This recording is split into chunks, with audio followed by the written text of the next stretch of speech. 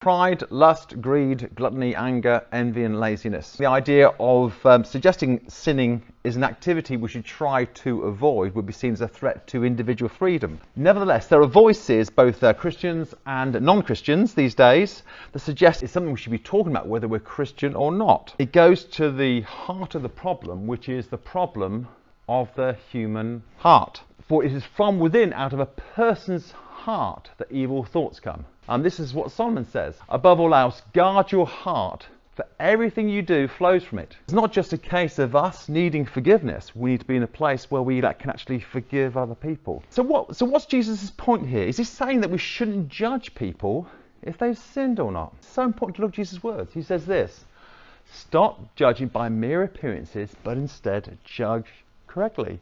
And notice he continues focuses on what's happening inside of the person's heart. We have to start off by acknowledging our own sinfulness. But we have this wonderful promise that we took hold of in communion. It says this in 1 John 1 verses 9. If we came to be without sin, we deceive ourselves and the truth is not in us. If we confess our sins, he is just and faithful and will forgive us our sins and purify us from all unrighteousness. So you do get that judgment, on sin, but also you've got that mercy in terms of, transformation and in terms of redemption.